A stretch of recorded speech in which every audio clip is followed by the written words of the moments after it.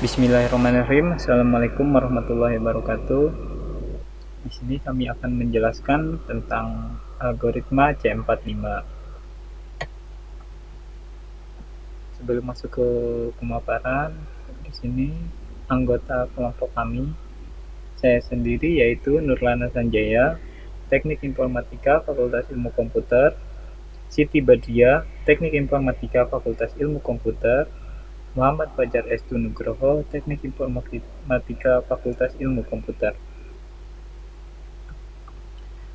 Pengertian algoritma C45 itu sendiri di penerapan teknologi informasi yang pesat di berbagai sosial, bisnis, dan pemerintahan telah menghasilkan tumpukan data yang jika dibiarkan begitu saja akan menjadi kuburan data dan tidak memiliki arti sama sekali. Data tersebut dapat diolah sehingga menghasilkan pengetahuan yang berguna. Algoritma C45 merupakan kelompok algoritma decision tree untuk melakukan klasifikasi. Algoritma ini mempunyai input berupa training samples dan samples. Training sample itu sendiri merupakan data contoh yang digunakan untuk membangun sebuah tree atau pohon keputusan yang telah diuji kebenarannya. Sedangkan sampel merupakan field data yang digunakan sebagai parameter dalam klasifikasi data. Algoritma C45 ini membutuhkan set data latih. Maka algoritma C4 ini tergolong dalam supervised learning algoritma. Adapun kelebihan dari algoritma C45, yang pertama itu mudah dimengerti, yang kedua fleksibel, yang ketiga visualisasi pohon keputusan, karena algoritma C45 merupakan bagian dari decision tree untuk menguji dari klasifikasinya dibentuk dulu dari pohon keputusannya. Yang keempat, ada atribut kategorial dan juga ada atribut numerik. Atribut kategorial di sini yaitu berupa huruf dan atribut numerik di sini berupa angka. Dan yang keenam yaitu konsep informasi, gain dan entropi. Selanjutnya, alur proses algoritma C45 akan dijelaskan oleh Saudara Muhammad Fajar Estu. Saya akan menjelaskan tentang alur proses algoritma C45. Alur yang pertama adalah menyiapkan dataset. Karena kelebihan algoritma C45, dataset yang digunakan bisa berupa apa saja, baik merupakan data kontinu maupun data diskrit. Yang kedua, menghitung nilai entropi, gain, speed info, dan nilai gain ratio. Yang ketiga, membuat cabang untuk tiap-tiap nilai dari nilai gain ratio. Dan yang keempat, ulangi proses untuk setiap cabang sampai semua cabang kasus pada cabang memiliki kelas yang sama. Berikutnya adalah information gain. Information gain adalah ukuran efektivitas suatu atribut dalam mengklasifikasikan data. Pemilihan atribut sebagai simpul, baik simpul akar atau simpul internal, didasarkan pada nilai gain tertinggi dari atribut-atribut yang ada. Nah, di sini adalah rumus perhitungan entropi. Entropi adalah nilai informasi yang menyatakan ukuran ketidakpastian dari atribut dari kumpulan objek. Rumusnya bisa dilihat, S merupakan keimpunan kasus. Entropi S sama dengan sigma dari minus P ke I dikali log 2 P ke I. P di sini adalah proporsi dari S ke I terhadap S. Dan N jumlah partisi dari data. Ini adalah perhitungan nilai gain. Gain SA. S di sini adalah himpunan kasus dan A adalah atribut. Rumus dari gain adalah entropi S dari rumus yang tadi dikurangin sigma absolut SI dibagi absolut S dikali entropi dari S ke I. Selanjutnya yaitu penerapan klasifikasi algoritma C45 dalam menentukan apakah multicolor atau tidak, di mana terdapat 4 variabel. Yang pertama itu ada outlook, yang kedua temperatur, humidity, dan juga windy. Contoh kasus dalam kasus ini yaitu dengan jumlah 14 kasus. Lalu selanjutnya, terdapat penyelesaian dalam kasus tersebut. Dengan menggunakan algoritma C45, akan dicari nilai entropi, gain, state info, dan juga gain ratio. Pertama-tama, memasukkan jumlah-jumlah dalam variabel itu dan juga totalnya itu ke dalam tabel agar mempermudah dalam perhitungan algoritma C45 tersebut. Total jumlah kasus secara keseluruhan yaitu ada 14 dan juga jumlah tidak dari total itu terdapat 4 dan jumlah iya itu terdapat 10. Dan kita masukkan jumlah dari masing-masing variabel seperti variabel outlook ada Cody, Rainy, dan Sunny. Itu kita masukkan semuanya, jumlah kasusnya, dan juga jumlah tidak dari masing-masing variabel tersebut, dan juga jumlah iya dari masing-masing variabel tersebut. Nah, untuk langkah selanjutnya, setelah kita memasukkan jumlah kasus dan tidak dan iya-nya dalam tabel tersebut, maka langkah selanjutnya itu dicari nilai entropinya. Nilai entropi dari total dan juga dari variabel-variabel ini. Seperti yang sudah disebutkan sebelumnya, untuk rumus entropi, maka kita langsung diterapkan di dalam kasus ini. Di mana entropi pertama itu mengenai total. Minus 4 dibagi 14 dikali log 2, 4/14.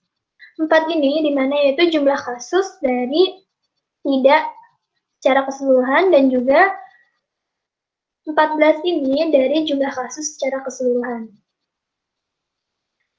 Lalu ditambah minus 10/14, log 2, 10/14. Nah, 10 ini tadi tidak. Nah, sekarang 10 ini didapat dari jumlah kasus iya dibagi jumlah kasus secara keseluruhan yaitu 14. Maka hasil dari iya dan tidak ini, perhitungan ini dijumlahkan, hasil nilai entropinya dari total ini yaitu 0,86312059. Nilai entropi pada variabel Cody, Rainy, Sunny, cool, hot, mild, high, normal, false, and true itu untuk mencari nilai entropinya itu sama seperti ini. Maka didapat hasilnya pada kolom ini. Nah, untuk selanjutnya, setelah didapat nilai entropi dari masing-masing variabel tersebut, lalu kita mencari nilai gain dari variabel outlook. Yang pertama variabel outlook. Lalu yang kedua itu temperatur, humidity, dan windy. Kita cari semua nilai gain dari variabel 4 variabel itu. Oke, yang pertama itu outlook. Outlook ini entropinya didapat Cody, di mana Cody ini 0. 0 karena di jumlah tidaknya dia terdapat 0, maka hasilnya itu tetap 0. Oke, lalu lanjut. Nilai ini rumusnya entropi diambil sigma outlook. Outlook ini variabel, contohnya dibagi total dikali entropi. Maka entropi yang di sini, entropi total itu 0,86312 diambil variabel dibagi total. Maka variabel di sini yaitu outlook ini berarti 4 dibagi 4 ini dibagi 14 lalu dikali entropi. Entropi dari Cody. Entropi dari Cody-nya 0 ditambah 5 dari jumlah kasus Rainy dibagi 14 dikali jumlah entropi 0,72. Lalu ditambah jumlah kasus Sunny yaitu 5 dibagi jumlah kasus secara keseluruhan 14 dikali nilai entropi Sunny 0,97. Maka hasil yang didapat dari gain variabel outlook ini yaitu 0,2585. Begitu pula pada variabel temperatur, humidity, dan windy untuk menghitung nilai gain itu sama dengan ini. Oke. Untuk selanjutnya, setelah didapat nilai entropi, nilai gain, maka kita mencari nilai speed info dan juga nilai gain ratio. Untuk mencari nilai speed info dengan rumus minus sigma SI dibagi S kali log 2 SI dibagi S. Di sini speed info ini minus secara keseluruhan karena di luar sigma, maka minus 4/14 dikali log 2 4/14. Lalu ditambah 5/14 dikali log 2 5/14. Dan juga tambah 5/14 dikali log 2 5/14. Maka speed info yang didapat dari variabel outlook ini yaitu 1,577406. Begitu pula untuk speed info variabel temperatur, humidity, windy juga sama untuk cara menghitungnya seperti ini. Selanjutnya yaitu menghitung nilai gain ratio dari masing-masing variabel tersebut. Rumus gain ratio yaitu gain dibagi speed info. Seperti yang kita ketahui dan kita dapat nilai gain dan speed info, maka dicari nilai gain ratio dengan rumus gain dibagi speed info. Nah, di sini untuk variabel pertama itu outlook. Gain rationya didapat dari 0,2585 dibagi 1,577. Maka hasil nilai gain rationya itu 0,16389. Begitu pula gain ratio yang lainnya. Nah, maka didapat hasil dari gain ratio ini. Kita cari untuk menentukan node pertama, kita cari nilai gain ratio yang paling besar. Di sini nilai gain ratio yang paling besar itu terdapat pada variabel humidity. Oke, kita taruh variabel humidity di node pertama. Lalu kita menentukan untuk cabang pohon keputusan. Di bagian humidity ini, kita lihat entropi. Entropi yang bernilai 0, normal, atau kita high dulu. Nah, kita lihat high. Bagian high ini dia entropinya masih ada nilainya. Maka kita masih mencari untuk di bagian high ini. Lalu untuk normal, dia entropinya sudah 0. Maka untuk normal ini berhenti di posisi keputusan. Kita lihat di normal itu, ya-nya itu ada 7 dan tidaknya itu ada 0. Maka keputusannya itu ya. Oke, kita taruh di sini ya. Kita sudah dapat node pertama pada pohon keputusan, di mana humidity dengan normalnya itu langsung keputusannya itu ya, dan high masih dicari untuk node keduanya. Oke, kita lanjut untuk menentukan node kedua dari pohon keputusan ini. Setelah kita mengetahui hasil humidity, variabel humidity ini paling besar, maka humidity ini dihilangkan. Untuk menentukan langkah-langkah selanjutnya, variabel humidity ini dihilangkan pada bagian normal yang berjumlah 7. Maka sisanya itu ada high yang berjumlah 7. Jadi jumlah kasusnya itu ada 7. Oke, kita lihat. Nah, yang normal dihilangkan, maka high. Akan tetapi variabel humidity tetap dihapus dan yang bagian yang berkaitan dengan high itu tidak dihapus. Akan tetapi yang variabel humidity-nya itu dihapus. Seperti ini nih.